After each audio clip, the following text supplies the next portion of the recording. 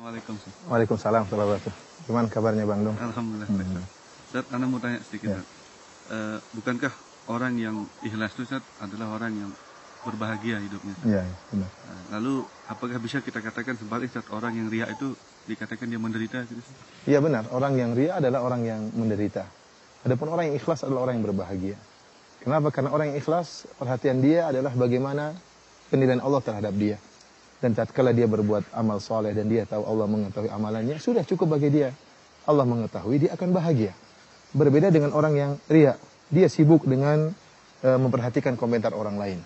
Oleh karena di antara definisi ikhlas yang disebutkan oleh para ulama adalah nisyanu ru'yatil khalq bidawamin nazar ilal khaliq. Yaitu seorang melupakan pandangan manusia, melupakan komentar manusia. Kenapa? Karena dia senantiasa sibuk ingin mengetahui bagaimana komentar Allah tentang dirinya.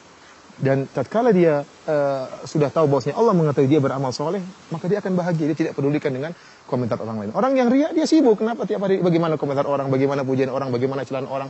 Dia senantiasa mengikuti ya komentar-komentar orang lain. Orang seperti ini akan senantiasa gelisah dan tidak bahagia.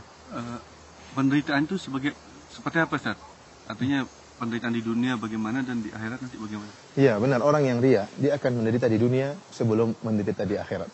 Adapun menderita di dunia, sebagaimana dijelaskan oleh sebagian ulama, orang yang riya akan menderita sebelum dia beramal soleh, kemudian dia menderita tatkala sedang beramal soleh, dan dia menderita pula tatkala sedang dan setelah selesai beramal soleh. Sebelum beramal soleh dia akan sibuk bagaimana mempersiapkan amalan dia agar dilihat oleh banyak orang. Ya.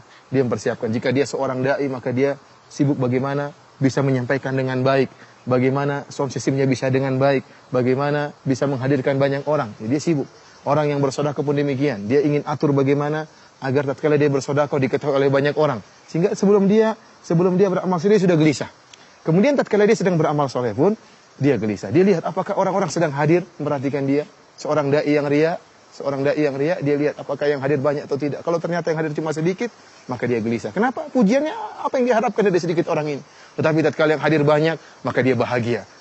Sehingga dia pun gelisah seperti ini. Orang yang sedang umroh kemudian ingin riya, maka dia sibuk tatkala sedang melaksanakan umroh, ingin difoto di sini, ingin foto di sana, ingin berpose di hadapan Ka'bah, ingin berpose di tatkala sedang sa'i di Safa dan Marwah. Ya, demikian juga orang sedang berhajian, sedang ingin berpose di padang Arafah, sedang bergaya berdoa di foto. Dia sibuk tatkala sedang beramal soleh dan dia gelisah. Allah berikan dia kegelisahan. Terlebih lagi tatkala selesai dia beramal soleh. Kenapa? Dia menantikan pujian orang. Kapan dia dipuji? Dia sudah berusaha dan dia sudah berkorban. Yang berdakwah dia sudah sibuk menyiapkan materi, dia sudah berceramah dengan letihnya, dia sudah berjalan ke tempat yang jauh, yang dermawan, dia sudah mengorbankan uangnya, sudah menyumbangkan uangnya. Sekarang tinggal tunggu tujuan dia itu kapan dia dipuji. Jika tidak ada yang memuji dia, maka dia sangat menderita. Kenapa tujuan dia tidak tercapai? Kemudian jika ada yang memuji dia pun, belum tentu dia bahagia. Kenapa? Terkadang seorang memuji dia tidak sesuai dengan harapan dia. Ya, tatkala dia beri sumbangan kepada seorang yang miskin.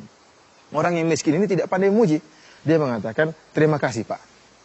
Bagi dia pujian terima kasih ini kurang. Seharusnya orang miskin tadi mengatakan, terima kasih Pak, sungguhnya ini adalah bantuan yang paling besar. Kalau tidak ada bantuan ini saya akan meninggal dunia Pak. Dia ingin seperti itu, dipuji diangkat setinggi langit. Tapi ternyata orang yang dibantu tidak pandai memuji, maka dia pun gelisah, dia sedih ternyata pujiannya seperti itu. Ya, oleh karenanya sebagian ulama menyebutkan kisah tentang seorang yang sedang sholat. Ya, seorang sedang sholat, kemudian tatkala dia sedang sholat, ada dua orang di sampingnya sedang ngobrol-ngobrol. Kemudian yang satu mengatakan kepada yang lain, lihatlah orang yang sedang sholat itu, orang ini rajin sholat.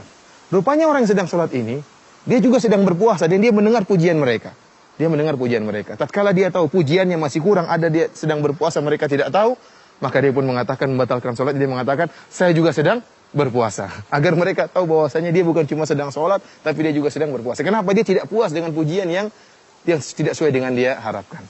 Oleh karenanya orang seperti ini gelisah. Kemudian tatkala dia dipuji pun, sesuai dengan yang dia harapkan, dia akan gelisah lagi. Kenapa? Dia berharap pujian tersebut berkesinambungan.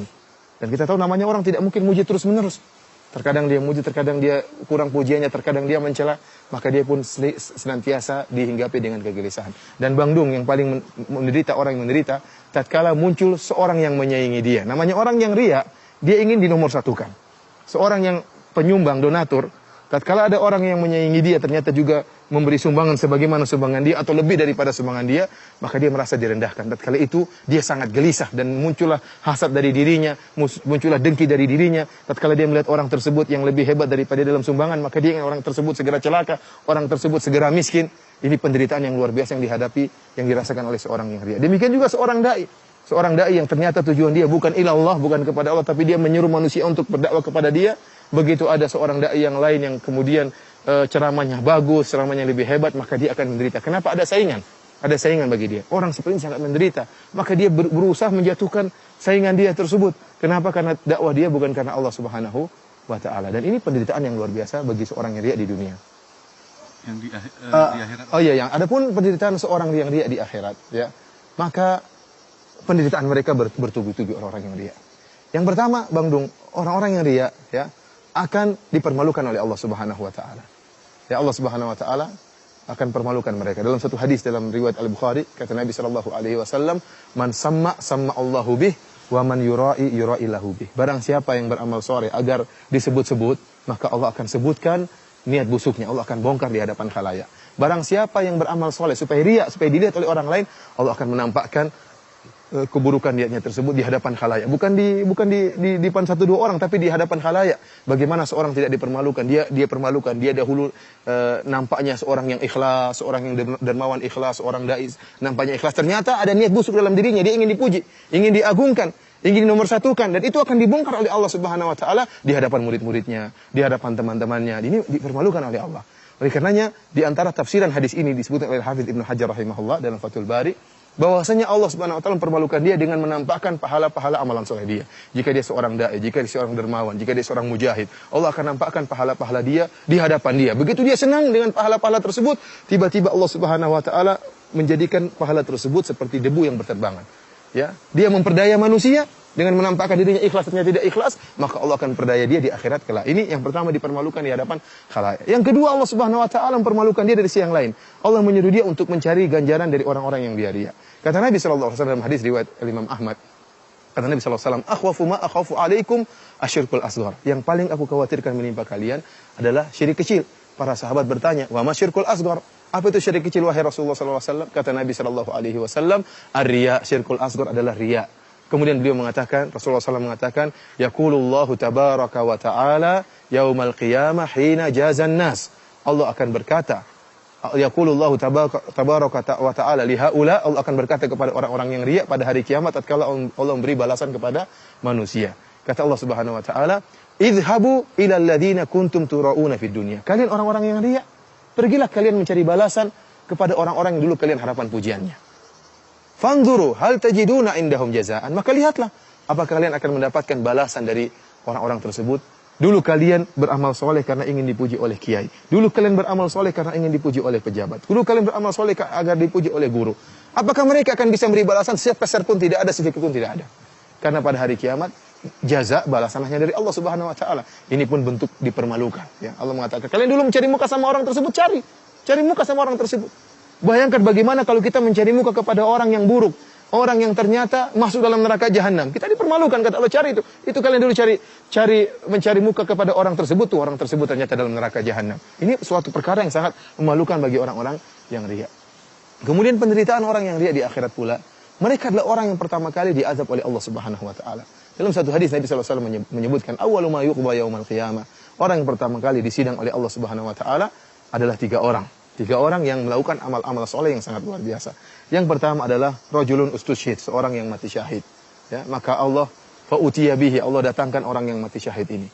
Kemudian Allah fa'arrafahu ni'amahu fa'arafaha. Allah ingatkan nikmat-nikmat yang Allah berikan kepada orang ini, dan dia ingat nikmat-nikmat tersebut. Ya, Allah jadikan dia seorang pemberani, Allah jadikan dia seorang yang pandai menggunakan senjata. Ya, maka Allah bertanya, "Wa ma amilta fiha?" Apa yang kau lakukan dengan nikmat-nikmat tersebut? Kata dia, "Qataltu fika hatta tusyhid." Ya Allah, aku berperang ya karena engkau sampai aku meninggal dunia. Kata Allah Subhanahu wa Ta'ala, "Kadzabta, engkau dusta. Walakin qatalta liyuqal annaka jari." Tetapi kau berperang supaya dikatakan kau seorang pemberani, wa qad qil, dan telah dikatakan. Lihatlah Bang Dung bagaimana seorang yang riya, dia rela mengorbankan bahkan nyawanya. Ini saya sangat takjub dengan hadis ini. Ini orang dia berjihad. Buat apa? Supaya dipuji. Liyura makanahu, agar orang ketahui kehebatannya. Orang mengetahui kepandaian dia memainkan senjata. Dia rela mengorbankan yang paling berharga dalam dirinya itu nyawanya. Demi untuk apa? Demi untuk dipuji.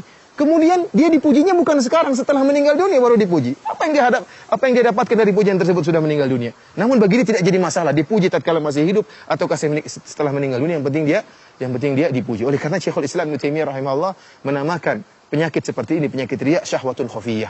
Syahwat, orang ingin pujian itu syahwat. Sebagaimana orang yang lapar punya syahwat terhadap makanan. Seorang laki punya syahwat terhadap wanita yang cantik. Orang yang riya juga punya syahwat ingin dipuji. Maka dia mengorbankan segala sesuatu yang penting dia memuaskan syahwatnya tadi. Yang penting dia dipuji. Seorang mujahid bahkan mengorbankan nyawanya. Ya. Orang yang dermawan mengorbankan hartanya. Yang penting apa? Dipuji. Maka orang yang mujahid tersebut kata Allah, kadzabta engkau dusta, tetapi engkau berperang supaya dikatakan engkau pemberani, wa qad qil dan telah dikatakan. Keinginanmu untuk dipanggil sebagai pemberani dikabulkan oleh Allah Subhanahu wa taala di dunia.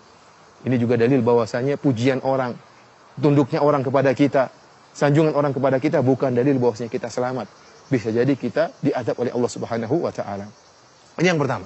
Yang kedua Bang Dung adalah kata Nabi sallallahu alaihi wasallam, rajulun ta'allamal ilma wa 'allamahu wa qara'al Qur'an. Seorang yang belajar ilmu. Yang kedua adalah ustaz atau kiai yang dia belajar ilmu. Namun niatnya bukan karena Allah Subhanahu wa taala. Bayangkan seorang untuk menjadi ustaz, luar biasa pengorbanan.